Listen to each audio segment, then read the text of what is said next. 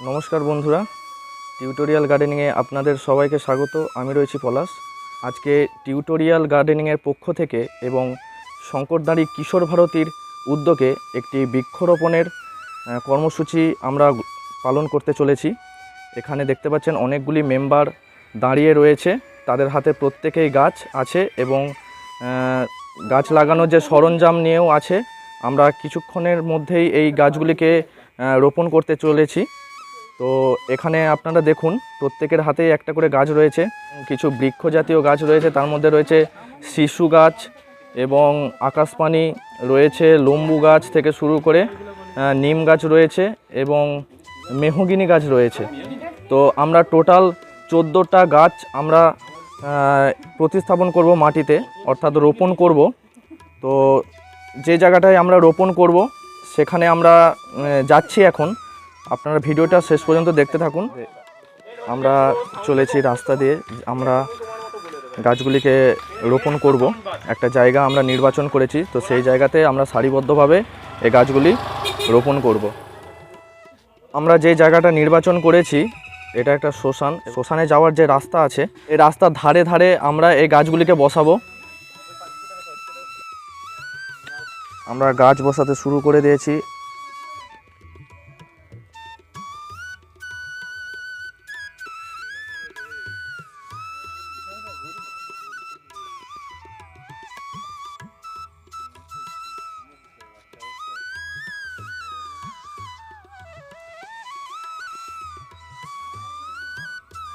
আমরা প্রথম গাছ আমরা প্রতিস্থাপন করলাম, আর এটা হচ্ছে আকাশপানি গাছ।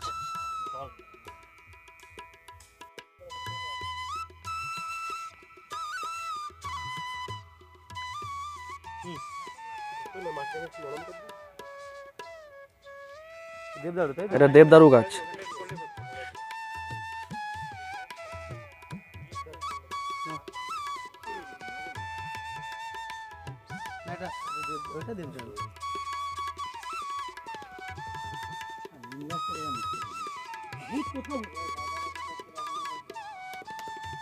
পাঁচ ফুটের দূরত্বে আমরা দুটো দেবদারু গাছ বসিয়েছি।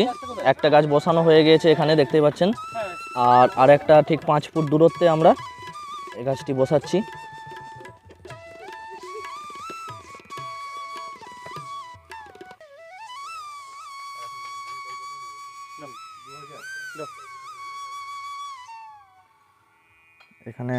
এখানেও একটি শিশু গাছ আমরা বসাচ্ছি। টোটাল আমরা 14টা গাছ বসাচ্ছি। নমস্কার বন্ধুরা, 78তম স্বাধীনতা দিবসের আজকের এই পুণ্য লগ্নে এই ভিডিও যারা দেখছেন প্রত্যেককে জানাই শঙ্করদাঁড়ি কিশোর ভারতীর পক্ষ থেকে হার্দিক অভিনন্দন, শুভেচ্ছা ও আমাদের একরাশ লাল গোলাপের শুভেচ্ছা।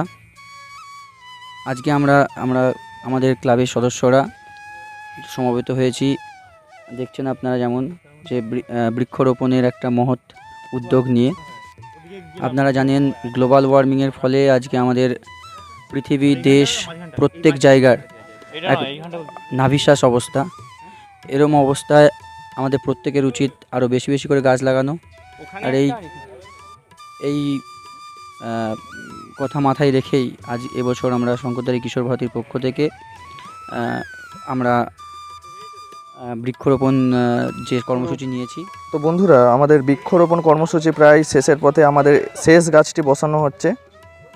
আমাদের প্রায় 14টি গাছ ছিল, আমরা এক এক করে বসিয়ে ফেলেছি। আর এই মন্দিরের কাছে আমরা এই অ্যালামন্ডা ফুলের গাছগুলি লাগালাম।